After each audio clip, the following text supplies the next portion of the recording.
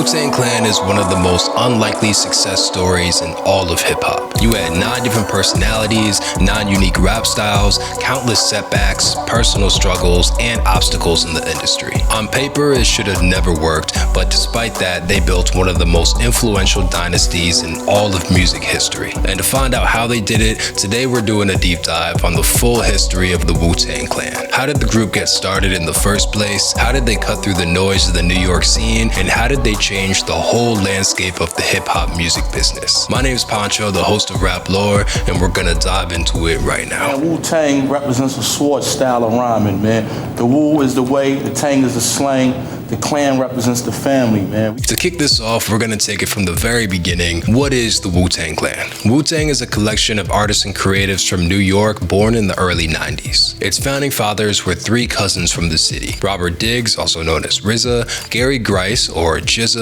and Russell Jones, or Old Dirty Bastard. They were all born in different parts of Brooklyn, but set up shop in Staten Island mainly because RZA was working out of a studio in the borough. GZA was first exposed to hip-hop in the late 70s through block parties around the city. He got inspired by people like Grandmaster Flash, the Sugar Hill Gang, and Curtis Blow. He then began sharing those experiences with RZA, and both of them fell in love with it right away. But Wu-Tang was never option A for the cousins. RZA and GZA actually wanted to be their own rappers, performing under the names Prince Rakeem and The Genius. RZA landed a deal with Tommy Boy Records, while GZA was recruited by Cold Chillin' Records, which were 2 of the most influential hip-hop labels at the time. Unfortunately for them, or fortunately depending how you look at it, neither one of them worked out with their labels. Tommy Boy dropped RZA because his first single, Oh I Love You Rakeem, flopped, and Cold Chillin' dropped GZA for the same reason. His debut album, Words from the Genius, didn't meet expectations,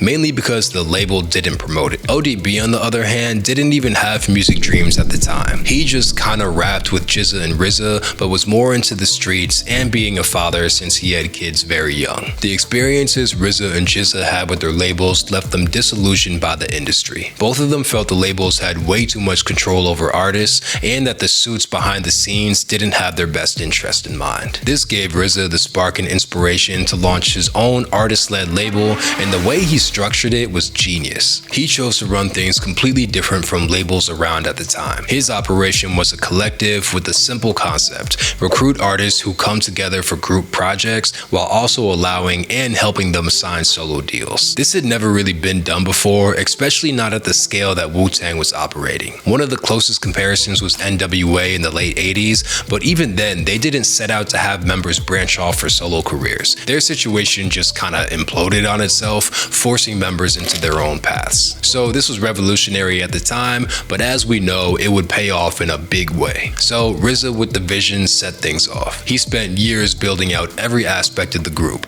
the name, the image, the direction, the sound, and of course, the people. For the name, he settled on Wu-Tang Clan, which was inspired by another one of his biggest passions, Kung Fu. There was a movie called Shaolin and the Wu-Tang, which RZA took the second half of and stamped it on his collective. He then turned it into an acronym that stood for Witty Unpredictable Talent and Naturally Game. After that, he got to work recruiting members for the clan. The exact order people were brought on isn't super clear, but there were phases of recruitment. First was RZA and GZA's other cousin, ODB. He was rough and unpolished as a rapper and wildly unpredictable as a person, but the cousins saw potential in him, so they locked in. After that was Raekwon and Ghostface Killah, 2 high school friends of RZA's that grew up in Staten Island's Park Hill projects, or as they called it, Killer Hill. Inspector Deck, Method Man, and U-God came next in 91, and in 92, Master Killer hopped on board as the final member. When RZA found everyone, he told them all to give him 5 years and trust the vision,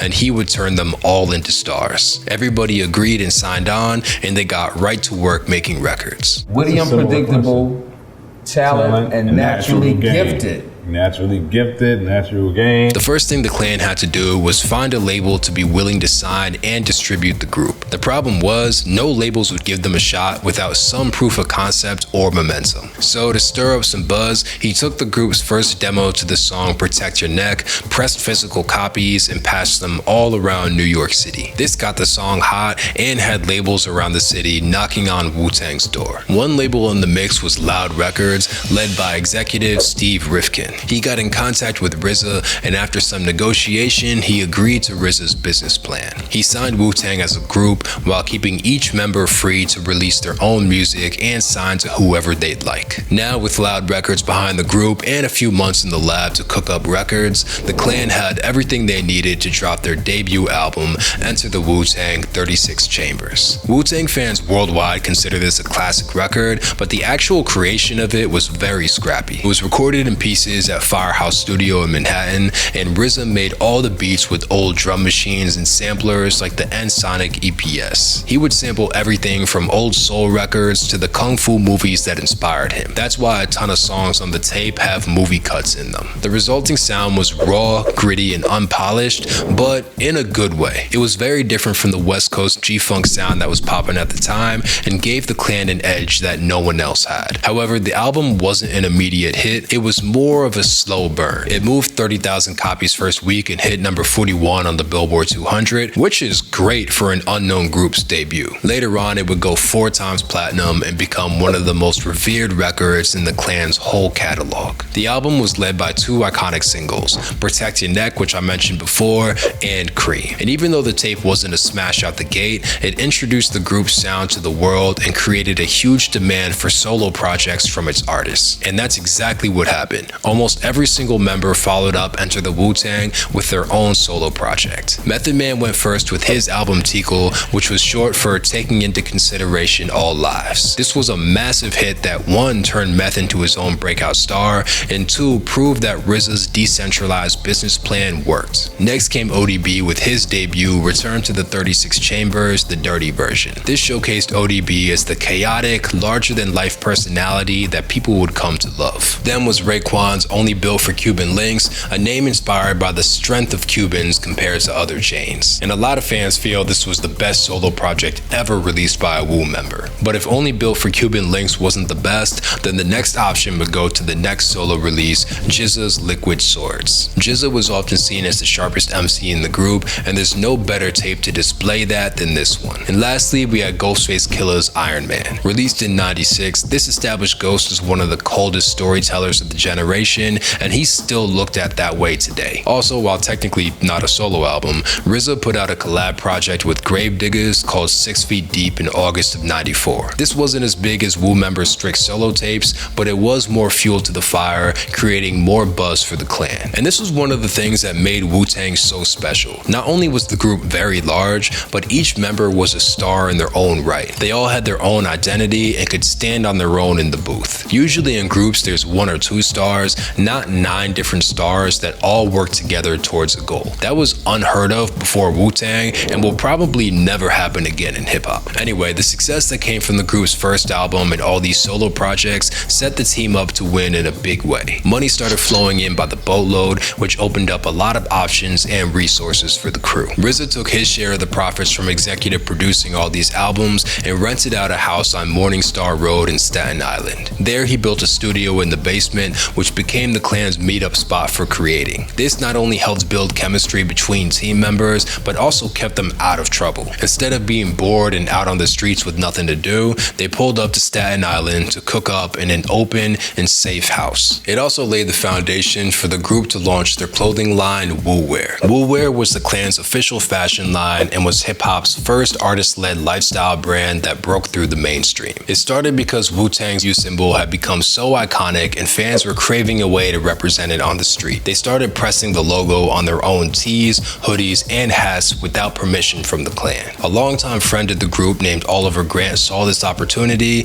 and jumped on it right away. He launched Wu-Wear with the Clan's backing and took it to a $25 million a year brand being sold in Macy's and JCPenney. Wu-Wear would later be the blueprint for brands like Sean John and Rocawear to dominate streetwear clothing in the 2000s. Those brands' entire concepts and vision could be traced back to Wu-Wear. And all that momentum the Clan had led into their next album, Wu-Tang Forever. Released in '97, Wu-Tang Forever was a blockbuster success. It debuted at number 1 on Billboard, moved 612,000 copies in the first week, and became one of the biggest rap projects of the '90s. The biggest song on the tape was by far Triumph, which is a 6-minute track of straight bars, no hook. For most artists or groups, making a track like that would be a complete lost cause. The average listener is not going to to sit back and listen to 6 minutes of bars with no chorus. But Wu-Tang pulled it off, was able to keep it exciting, and now that song is one of the most iconic in their entire catalog. After Wu-Tang Forever, a new series of solo projects started dropping. The order went like this. First, Capadonna, who I didn't mention before, he joined the crew in the late 90s and became an official member later on, dropped The Pillage in 98, then Method Man's Tickle 2000 after that, then RZA's Bobby Digital and Stereo, GZA's Beneath the Surface, ODB's Nick Please, Method Man's collab tape with Redman, Blackout, Inspector Deck's Uncontrolled Substance, which is technically his second album because he lost his whole first album during a flood in RZA's basement, U-God's Golden Arms Redemption, Raekwon's Immobiliarity, and Ghostface Killah's Supreme Clientele, which a lot of people rank as high as Liquid Swords and Only Built for Cuban Links. After that legendary solo album run from 98 to 2000, the collective came together to put out their third project, The W. This was another big commercial success led by the crossover track Gravel Pit.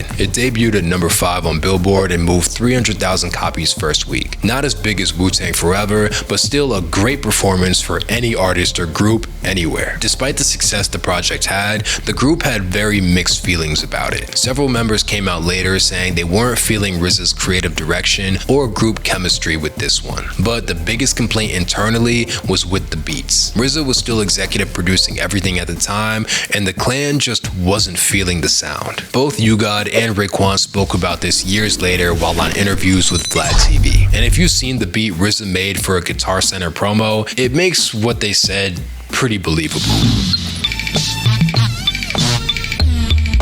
U-God also mentioned in that interview that when the reception to the music wasn't great, RZA would never take responsibility for it. He'd point the finger at the team or individual members, not himself, his beats, or the system he created. This is something Raekwon also confirmed in his own Vlad TV interview. But despite the tension and mixed feelings, the album overall was a W, no pun intended. This was then followed up by RZA's Digital Bullet, Ghost's Bulletproof Wallets, Cap's The Yin and the Yang, and the group's fourth studio album, Iron Flag. But by the time Iron Flag dropped in 2001, the clan started facing some serious problems that threatened its livelihood as people knew it. I feel like in a way us doing solo things hurt us. Even though things looked great from the outside, there was a lot going wrong behind closed doors. I already spoke about the creative tension that the MCs had with RZA, but that was just the beginning. More important than creative differences, people in the clan began questioning the group's finances, which is when the real problems began popping up. RZA was fully in charge of Wu-Tang's back-end business. That included royalty payouts, publishing splits, and everything else financial that came with making music. In the beginning, when everyone was broke and no one was making money, that was fine. There wasn't much to manage in the first place. But as the checks started getting bigger and bigger, members naturally became more curious and questioning of RZA's accounting. Now, to be fair, there were never any proven accusations that RZA was stealing or hiding money from the clan. But even though no accusations were proved, there were a lot made, mostly because of how complex and confusing the members' contracts were. Now, we don't know whether RZA cleared up this confusion later on, but it was a huge point of tension within the group. It made people question RZA's leadership and whether he had their best interest in mind. On top of the royalty payout confusion, Wu-Wear was another financial disaster for the group. Each member had invested 40 racks of their own money into Wu-Wear to help get it off the ground. This was another thing that RZA convinced everyone to do. The problem was, none of them ever got that money back, ever. Even 30 years later, that money just disappeared. Imagine having the hottest hip-hop lifestyle brand be named after the group you're a part of. Then you personally invest $40,000, or to put it in context, 6 to 9 months of a New York City's waiter's salary into that brand. You then see the brand start to do 8 figures a year while your 40 grand is nowhere to be seen. I don't know about you, but I'd find it pretty hard to show up and be around the people involved in this when my money is MIA, especially given the facts. That was another thing that created unspoken tension within the group,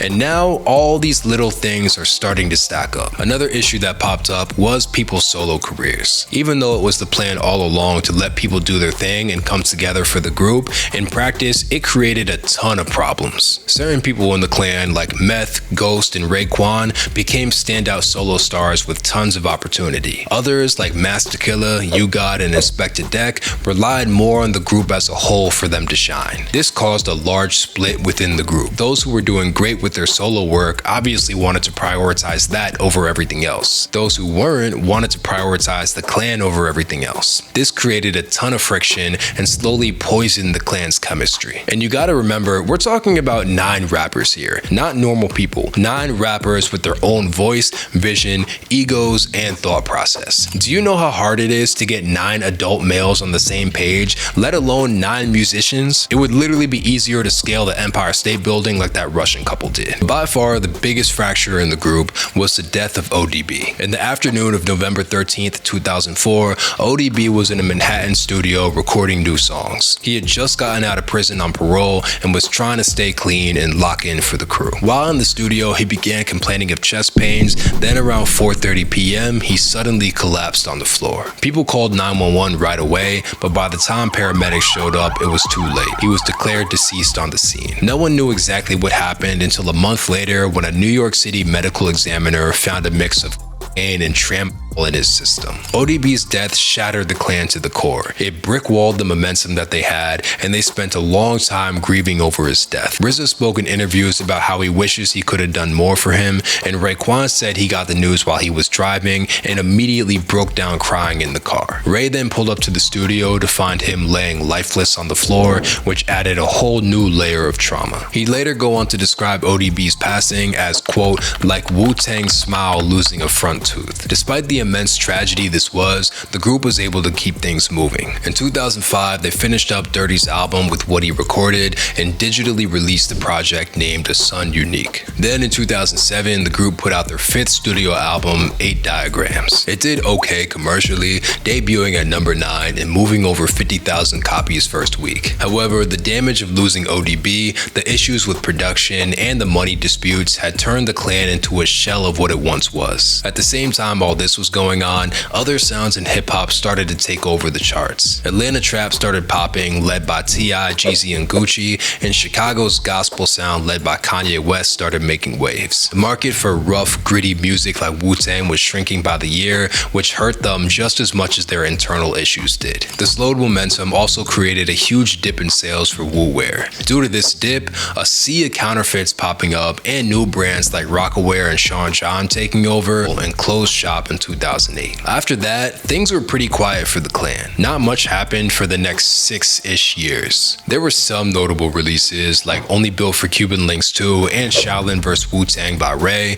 12 Reasons to Die by Ghost, and Chamber Music, which was an unofficial compilation tape from the clan. Other than that, it was a time of rebuilding and people stepping into their solo careers. In 2014, the clan rekindled and put out their 6th album, A Better Tomorrow. There was a lot of anticipation around the tape, mainly because their last official album was 7 years earlier and the tension of the group had become very public. People were wondering if they still had the ability to deliver after all these obstacles. And they kind of did. Sales were a fraction of what the clan was used to, only moving 24,000 units first week and debuting at number 29. It just didn't seem like the group's heart was in this one at all. By this point, RZA was one foot in music and another in film, splitting his focus in two. On top of that, members of the clan were actively revolting against RZA and his leadership. This was another thing that both U-God and Raekwon spoke about in their Vlad interviews. Also, while all this was going on, Raekwon publicly dissed RZA on a Rolling Stone interview,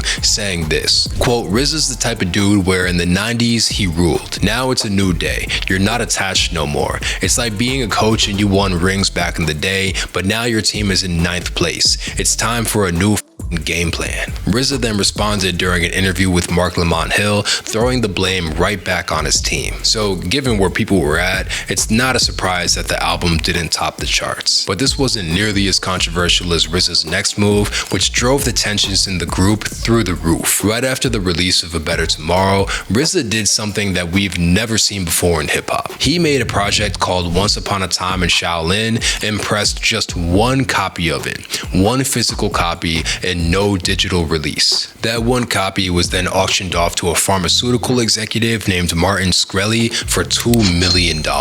Now, this is controversial for a whole bunch of reasons. First off, objectively, it is a bold move to make. Treating your music like a fine art piece, especially in 2015 when streaming was taking over and music was being devalued, is a huge statement that takes balls to make. On the flip side, the way RZA did this was very questionable. He didn't actually create the album with the Clan. Instead, he scrapped vocals and verses from unreleased Wu sessions and compiled them onto a disc without anyone's permission. On top of that, he didn't even tell his members he was doing this until it was already done and up for auction. This created fierce backlash within Wu-Tang. Method Man went on XXL and literally said, quote, that album. Ghost called the buyer Shkreli a shithead and said that he should release the album. And Shkreli responded to the critique by threatening to remove all of his vocals from the tape. That is kind of funny, I'm not gonna lie. And U-God sued RZA's production company for this in 2016, claiming that not only did RZA do this in a sneaky way, but he never compensated U-God for his verses. He filed the suit seeking out $2.5 million, but there's no public record of how it ended, likely meaning they settled out of court. So yeah, they weren't happy about this at all. Unfortunately for Shkreli, his home was raided after he was convicted of security fraud in 2017, and the FBI seized the album to repay his debt. He got sentenced to 7 years in the feds for that, and the new buyer for the album was a digital art collective named Pleaser DAO, who bought it for $4.75 million of crypto. But before the feds seized the tape, Shkreli made digital copies of the songs and started playing them on his live stream when he got out of prison. That made Pleaser DAO sue him for millions in 2024 for devaluing the art, but then Shkreli countersued Pleaser DAO and RZA in February of this year for selling the album twice, which was against the original deal RZA made with Shkreli. It is a crazy saga. Anyways, back to Wu-Tang. All these internal issues and problems destroyed any potential of a group comeback. Members were more invested in their solo careers over the group, and certain boundaries were crossed that could never be taken back. But despite all the pain, they have been able to set aside their differences for the sake of touring and making appearances together as a group. They've gone on a ton of tours since The Better Tomorrow dropped, with the most recent one being Wu-Tang Forever, The Final Chamber, which is slated to be a farewell tour for the group. Even though the later years of Wu-Tang were marred with drama and controversy, they have one of the strongest legacies that any rapper or group has had in hip-hop history. First, there's a good 50-50 chance that your favorite rapper was inspired by Wu-Tang. Everyone was inspired by Wu-Tang, whether they said it or not. But some people who outright said it were Kendrick Lamar, MF Doom, Joey Badass, Kanye West, and A$AP Rocky, who took it as far as to name his first son RZA. And while on a podcast with Jason Lee, RZA reacted to the naming of Rocky and Rihanna's son as a sign of great honor and respect. On top of inspiring other musicians, these guys changed how people approached their entire careers. RZA's blueprint showed that people didn't have to play by the industry's rules. They proved that no matter how many doors close in your face, you can make a way, find your audience, and find success. All in all, their story was so legendary that they've had 3 documentaries made about their history, then more about individual members, and an entire dramatized Hulu series about their lives. And in the last year, the Clan has really gotten their flowers. In late 2025, they were inducted to Billboard's Hip Hop Hall of Fame, followed by the Rock and Roll Hall of Fame just a few months ago. On top of that, they got one of just 2 performance slots for the NBA Finals halftime show, with the other one going to Cardi B. Wu-Tang put in the work, and now this is the era that they can enjoy the fruits of their labor. We just expanding because the talent is so great. It's like we have mad talent in this, you know, and we just got to spread out. One other thing I want to talk about is all these years later, where all the members ended up. All their lives took very similar but different paths. RZA is still actively involved in all things Wu-Tang. He remains the face and mastermind of the brand and recently organized their farewell North American tour. He also dove deep into filmmaking and recently released his 4th feature film, One Spoon of Chocolate. He also developed a deep love for classical music and produced a full orchestral project project called A Ballad Through Mud. He claims he made this with the goal of reaching kids and getting them interested in classical music. Raekwon dove deep into entrepreneurial ventures outside of music. He launched a cannabis company called Citizen Grown, a cognac brand called Licata, and became an author, publishing his own autobiography, From Staircase to Stage. Method Man walked away from Wu as arguably the most successful member.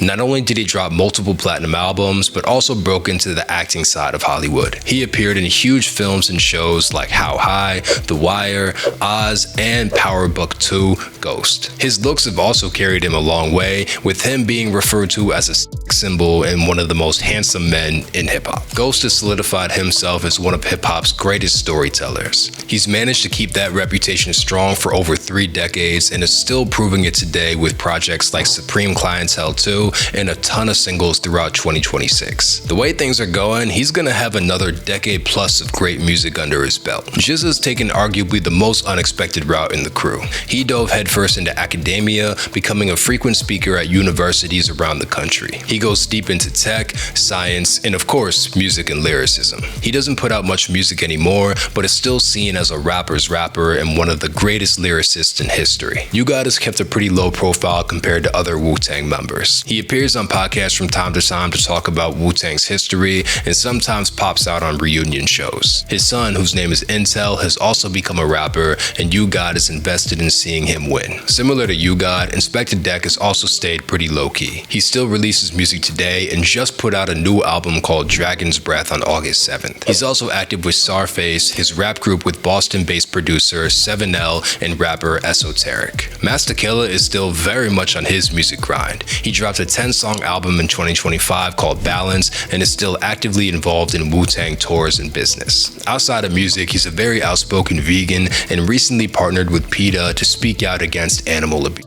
Capadonna, the unofficial 10th member, is also on his music grind and launched his own merch line called GLF Entertainment. He sells sweatsuits, CDs, and even auctions off limited edition jackets and sneakers. And lastly, ODB, who I already mentioned, passed away at age 35 from the cocaine and tramadol overdose. He didn't have a will when he passed, so his estate was passed down to his widow, Iceline Jones. But because he had 7 kids recognized by the courts by multiple baby mothers, a years-long legal battle ensued over his estate. But the mess didn't stop there. In 2022, Iceline sued Wu-Tang Productions, claiming they had underpaid ODB's estate over the years. She sued for $1 million plus accounting records from 2011 to 2021. There's no public record of how the case ended, meaning it's still in litigation or was quietly settled outside of court. Despite this mess, ODB's name has only gotten more legendary over time. He's seen as one of the boldest personalities in hip-hop history and recently got a Bed-Stuy street named after him to honor his legacy. And as far as the group, they're active in the farewell tour I mentioned before. They also relaunched Wu-Wear under the Wu-Tang website and are still killing it with the merch. Their most recent drop was a World Cup edition, and they're actively making new designs as we speak. So 34 years after their conception, the clan is still going strong. Right now, we paving the way for our peoples to come up out of that. We giving our peoples jobs and all that, man. Keeping it real.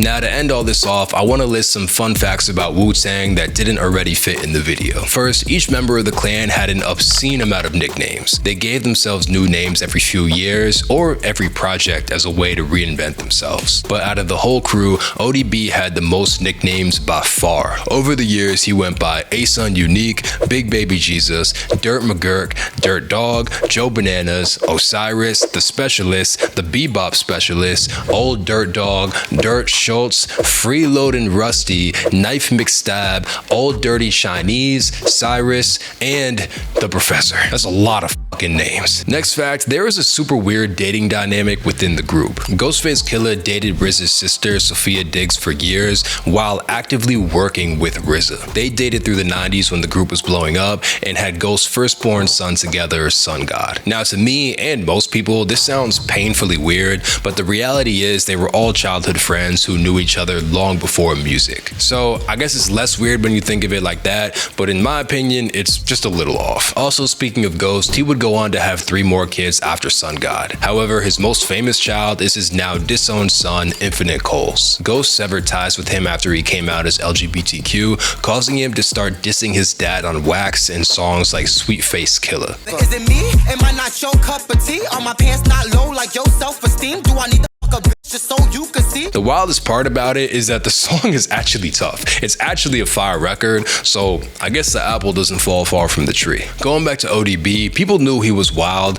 but he really pulled some legendary stunts throughout his life. One of the most famous moments is when he pulled up to a government assistance office in a limo with MTV filming to pick up a welfare check. His logic behind it was that the government owes us 40 acres and a mule anyway, and then he took that check and blew it on school supplies for children in Staten Island. Another crazy moment was when he was sentenced to rehab in '99 after being convicted of possession. Eventually, he just got tired of the rehab, so he escaped the facility, becoming a nationwide fugitive. He then showed up to a Wu-Tang album release event in New York City and performed on stage while being a fugitive. That is so crazy. This made the cops double down on their effort to find him, which they did a few weeks later in a Philly McDonald's. They booked him and sent him to prison until 2003. ODB might deserve a whole video for himself. This man was truly wild. Let me know in the comments if y'all would want that. And lastly, despite how inspiring of a story Wu-Tang has, members actually advise against others following their footsteps. They see it as too difficult to pull off, especially with 9+ people involved. Raekwon was one of the most outspoken against this,